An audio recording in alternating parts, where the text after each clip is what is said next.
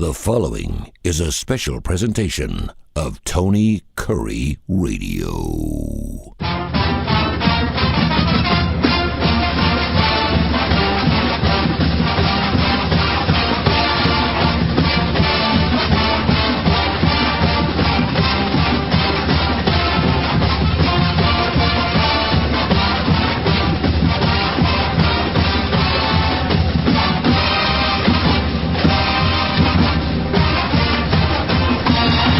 Been a long time, and I was just apologizing to him before we started the show. Mark Ingram, the athletic director for your UAB Blazers, joined us here on Tony Kurre Live and the Tony Kurre Radio Podcast Network. Mark, man, how have you been? It was so good to see you this past week. I didn't get a chance to shake your hand, but I saw you walk along the sidelines as UAB knocked off MTSU 41-14. But how you been, brother? What's been going on?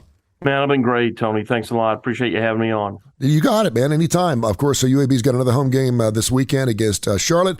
So Protective Stadium, about a year and a half into it. Everything you dreamt it would be. I mean, I just thoroughly love that. I went down there for the World Games, saw the Garth Brooks concert, and obviously you have a great partnership with the city of Birmingham, but I'll always see it as UAB's home football field. But what's your thoughts on the stadium so far in its infancy? It's young. Yeah, the stadium is tremendous, and we get a lot of positive feedback about it. Anybody that visits really feels that way. It shows well. It's easy access. Parking is easy. It's easy to get to from the interstate. So you can get there from multiple arteries around town, and the more people go, the more comfortable they'll be with that. And so we've had nothing but positive things. We continue to try and refine some of the operational details. How can we make concessions lines faster, and that sort of thing, which I think hopefully everybody expects a little bit of that, and we certainly did. But as we refine those operational details, again, that most people don't really worry about, fans don't really think about, I'm really excited for the future, but the facility itself is tremendous. What about fan participation? I will tell you this. You're obviously going to get a different type of fan at that stadium than you would have at the old Gray Lady, and I certainly understand that. The thing I've noticed is it looks like you're skewing younger, which I think is fantastic. And it just seems like the fan base is into it a little bit more. If there's anything this is not being critical by any stretch, but I think a lot of people just like to walk around. So at any given time, you look at the seats, and it doesn't always look full, but I think a lot of people really enjoy. I love the concourse area. I like to stretch my legs. We were just talking about our legs. You just had surgery. I've got arthritis. I like to walk around the stadium and watch the game while I walk. Do you find that to be true for a lot of your fans? I do, and it's funny that you say that. What we've learned through a lot of research, meaning talking to other schools and asking, what have they found successful when they look at different club seating areas or whatever.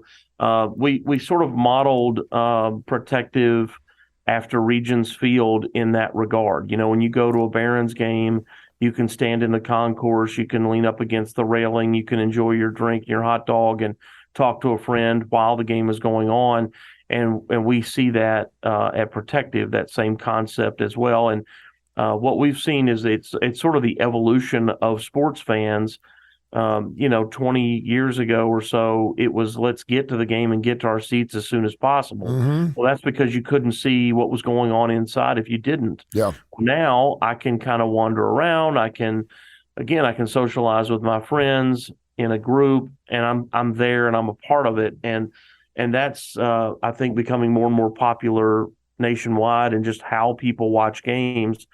And so I'm glad that we designed the stadium with that in mind, and sort of addressing that new way of watching sports on the front end, and not have to retrofit it later. But you're exactly right. We all internally do the same thing. You said you're looking around. There's not that many people in their seats. You're not wrong about that, but they're there. Yeah. And if you walk around the concourse, that's where you see them. They're all doing the same thing. Everybody's out in the concourse, seeing their friends.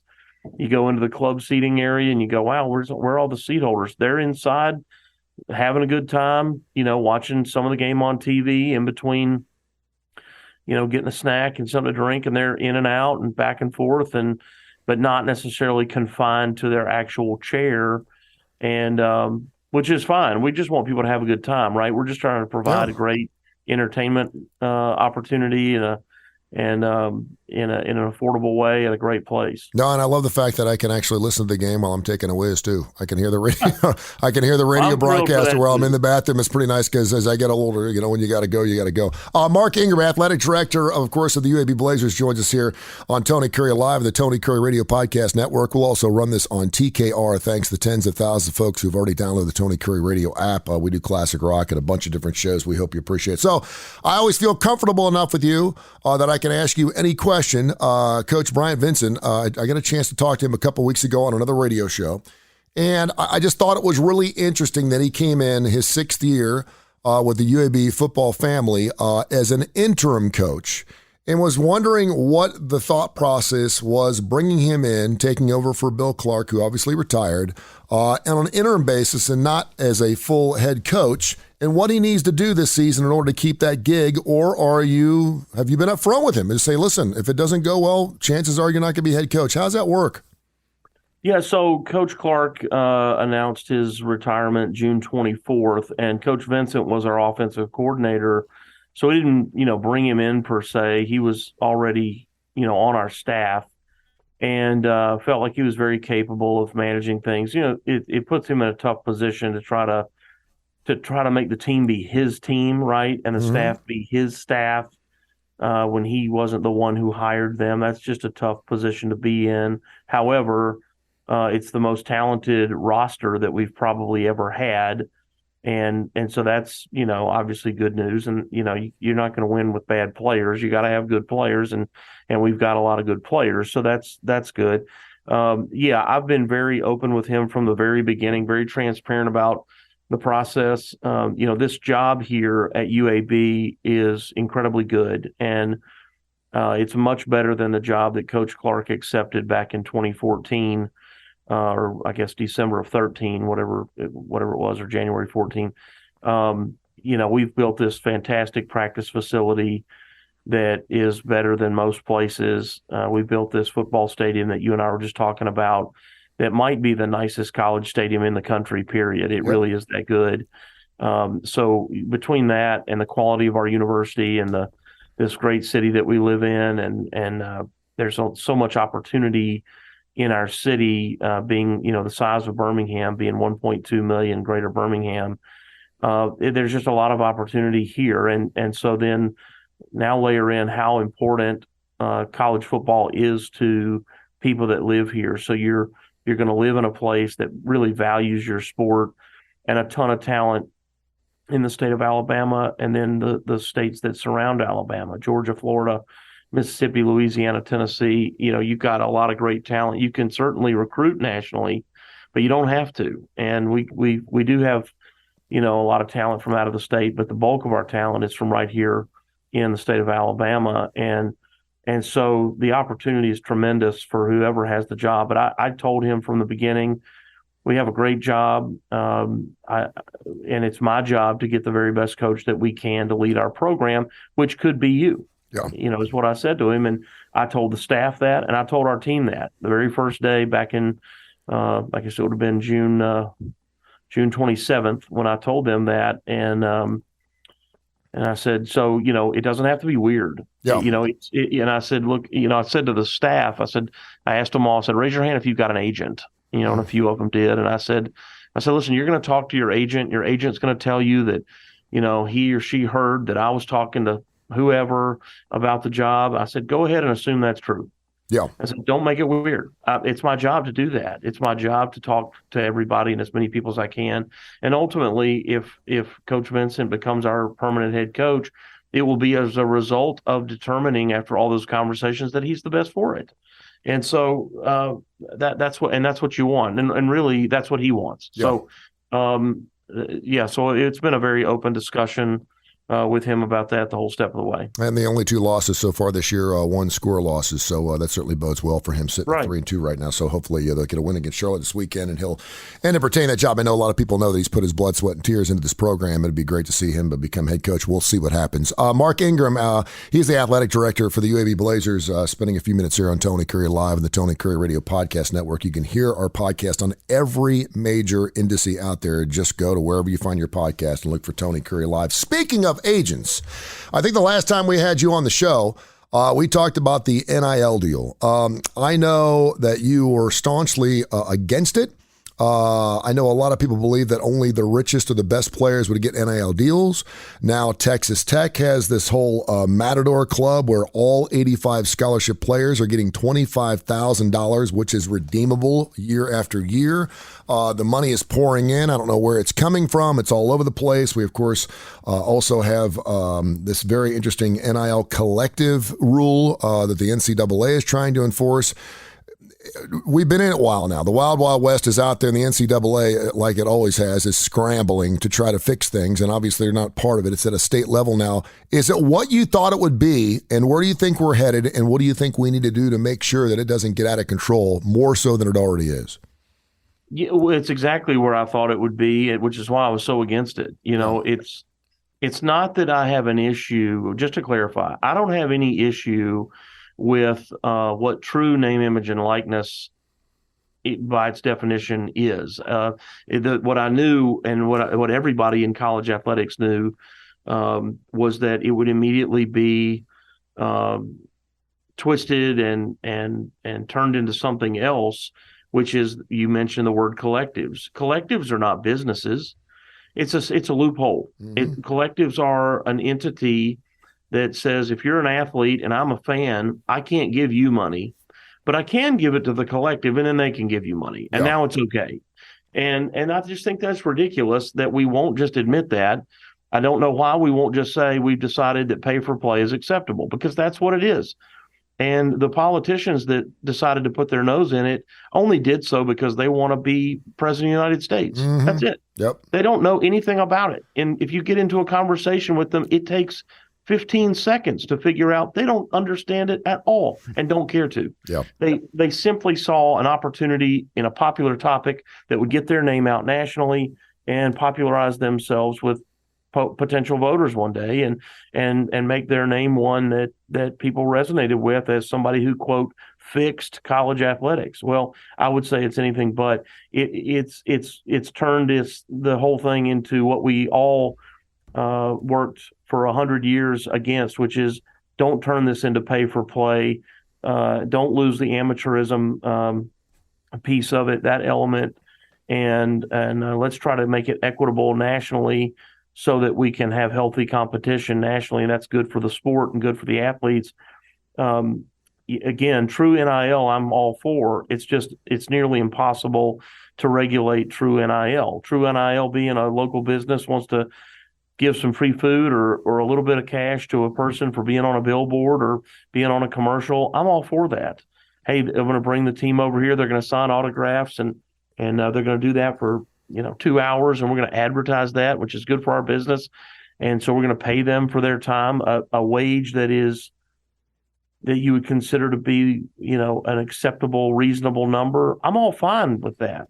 The problem is not that. The problem is the collectives, and right now the collectives are permissible. So we've all got to get into that space, or else fall behind. So, these schools that are paying a certain amount of cash to all their, you just said whatever school it was, that they're all getting $25,000 a piece. Mm-hmm. I mean, that's pay for play. Yep. Do you know how many people on that team are never going to touch the field? Yeah, I know, right? They're never going to touch the field. Yep. There's as many players that come to us. In fact, there's more players who come to us that never touch the field than there are players who come to us and become, quote unquote stars. And just to clarify, the NIL collective is kind of in that you can't pay a player to come to your school. You can pay him once he gets there, and if he gets there and he's doing something and he's marketable, then the NIL is fine. But you can't effectively pay a player, here, I'll give you $50,000 to come play at UAB. It doesn't work that way, correct? Well, you're right. It's not supposed to work that way. Yeah. But that's what's happening. That's what the NCAA is trying to enforce, yeah.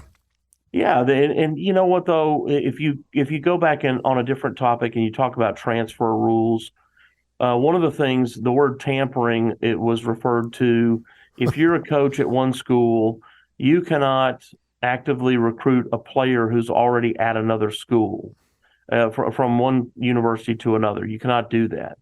But what people would do is they would see that, hey, you're the second string tailback, you're really good, but the first string tailback is excellent. You're getting a couple carries a game, but you're not really playing that much. We really need a tailback. You would start for us. And so coaches would find a way to get that message to you through your high school coach, your AAU coach, your, some friend of a friend of a friend, get to you through this third party to tell you that, to get you to transfer to a different school. And so that would lure you away. But it was impossible. The NCAA would tell you that that's, forbidden, and it's, one of the worst things you could do. But it's impossible to prove. Yeah. Unless you've got a, written email, Tony, if you come here, you will start, which nobody's doing that. Mm-hmm. So it's impossible to prove. You say, well, you talk to his high school coach. Yeah, I talk to that high school coach all the time. That high school has prospects. I've got a relationship. We're just talking prospects. You can't prove what I was talking to that coach about. Yeah. And so now it's the same thing on paying or offering payment to players coming out of high school, or hey, if you'll transfer, leave your school and come to my school, we'll pay you this much. That's going to be incredibly difficult to prove. But if you ask our athletes, they're saying it happens all the time. Yeah. Well, the cat is out of the bag, and now we're trying to stuff those fat legs back into the pantyhose, and it just doesn't work, or the toothpaste into the tube, whatever analogy you want to use. He is, of course, the athletic director for the UAB Blazers. Mark Ingram, been kind enough to join us every single week here, to listen to us on the Tony Kurre Radio Podcast Network. Download that TKR app and listen to the shows live, and listen to these podcasts, these interviews, anytime you want. I love having you on, not only because I consider you a dear friend of mine. I can talk to coaches all day long, and I've done it for years about X's and O's and offenses, defense, special teams and stuff, but I like to get behind the scenes. And there's two coaches right now that are on, it's as hot as it gets on the hot seats, and that'd be, of course, the Auburn Tigers' Brian Harsin, who's only 19 games into his tenure there at Auburn, and Brent Venables, which I cannot believe we're actually talking about this. He's 6 games into his long contract at Oklahoma. As an athletic director, and you're part of the hiring process when it comes to college coaches, your thoughts on the fact that they are on such hot seats so early. We used to always, when I first started sports radio 25 years ago, you automatically had 3 years to prove yourself because you needed to get your own guys in. We'd even go as far as to say that if you won a championship, a conference championship or a bigger one in your first 2 years, you were using the players that were already in the cupboard. And we wanted to see what you could do in years 3, 4, and 5, and hopefully you made it that long. What's your thoughts on the temperament of hiring college football coaches right now and how quick we are to put them on the hot seat? Yeah, it's really unfortunate, but what it is, and this isn't about any one particular coach. It's just the situation. It's a couple of things. One, if you go back again, if you said it was, I don't know what you said, 10 years or 20 years ago, whatever, the transfer rules have changed in a way that allow you, like free agency, to change your roster immediately. And so between what the coaches are paid, which is a high salary, that means the expectations are high. Then you layer in the ability to go and recruit through the transfer portal and sort of change your roster overnight because they can play immediately. It used to be also they had to sit out a year, what was called a year in residency. They had to go and sit out a year. So even if they did transfer from school A to school B, they couldn't make an immediate impact. So you had to wait on that person. And then, of course, you can imagine, 9 out of 10 times they seem to turn their ankle headed towards a popsicle stand and you'd never hear from them, Yeah. So the ability to play immediately and transfer and recruit transfers has made that, along with the compensation. And then finally, the the fact that social media plays such a part in it. The information is out there about how somebody is doing. Every thing that they do that's right and wrong is all over the place. Everybody knows. But don't fans take into account? I guess they don't. That if you're going to fire a guy, that I consider Brian Harsin a splash hire, because obviously he had a lot of success out of Boise out in the Northeast, and he was obviously doing a great job out there. And you're bringing him in. Don't fans realize that if they're going to try to burn the place down before his second year, that other coaches are going to look at that and their agents are going to go, why do we want to be part of that? We don't know what we're even getting ourselves into. We can't turn this program around. You can't change a culture in a year. You can't.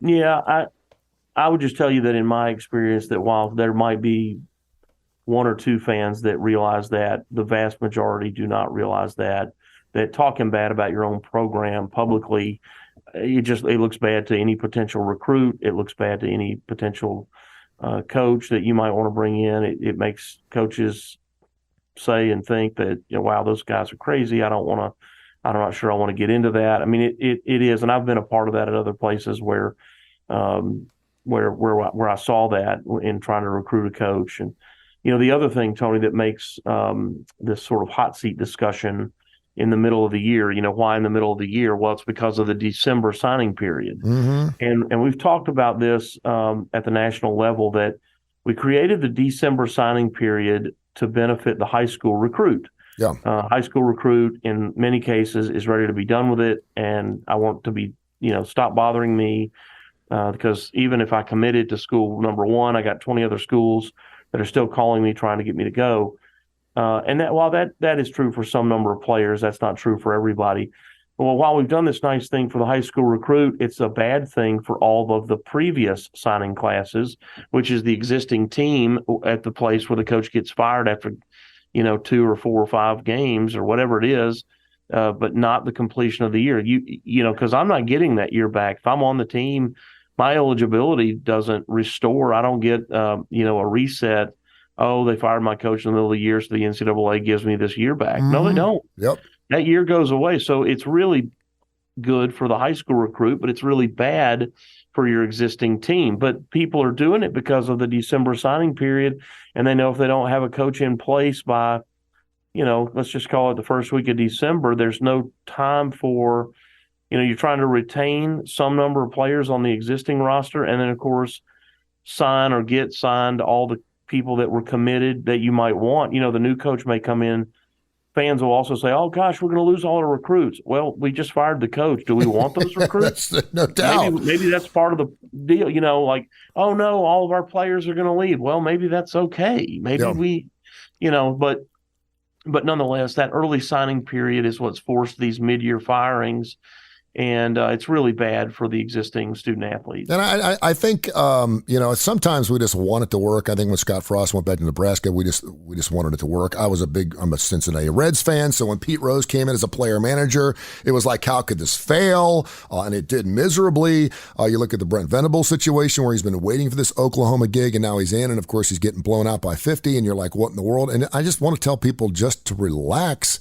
And I love analogies when it comes to relationships. You know that, Mark, right? You know that, right? So, if you're in a relationship where she's constantly telling you she's going to leave you, you end up walking on eggshells, and you never really find out who that individual really is. And that's what I kind of feel like the Auburn situation is right now. I think he's always looking over his shoulder. He's probably thinking about it. Now, the good thing about it is you got great agents, and he'll walk out of there with $15 million, as he probably should. But I just don't. And that's the other thing where fans just don't understand. You have to offer that type of money to bring coaches in, regardless of whether it works or not at this point. You just have to. And it's unfortunate that I really feel like if they just would have left him alone after year one, that he could be successful, and I think everyone would be happy. Hey, Mark, thank you. Yeah, go ahead. Athletics is the only business that I know of where people publicly speak about somebody else's job like that, right? Like you've never gone home and somebody come to you, your neighbor come to you and say, I think Steve, the plumber up the road, I think he should lose his job. Yeah, I know, right? Why should he lose his job? Well, I just am not sure that he's getting it done at his place. Well, do you know anything about plumbing? Well, no, I don't really know anything about plumbing, but we have a lot of plumbing in our house, and therefore I don't know that he's doing quite a good enough job. Well, based on what? Well, I just don't. Yeah, that's great. And then talk about that guy losing his job. Like and so it is an uneasy thing, and it's a high pressure situation for every coach, no doubt. That's a much better analogy than mine was. I got news for you. Hey, Mark, thank you so much. We're going to catch up with you every single week. So UAB fans, get after it. Of course, Charlotte coming up this Saturday, 2:30. We'll try to get back down there and see you. Congratulations so far on a great season. Next week, we'll get into some hoops. I know we're a couple weeks away from the UAB Blazers. They're supposed to be really good. Talk about some pressure, man. The UAB Blazers basketball program, a lot of people saying top 25, no doubt. Mark, so they already got you going to the Final Four, Mark. So we'll see if that. We'll see if we probably ought to tip it off at least once before we do that. At least once. Yeah, Coach Kennedy's excited about the team that he's got, and feels like they're better than the team we had last year. And of course, last year we won the championship. So certainly exciting days ahead. All right, sounds good. I'll catch you next week. Thank you, sir. All right, see you, man. This has been a special presentation of Tony Kurre Radio.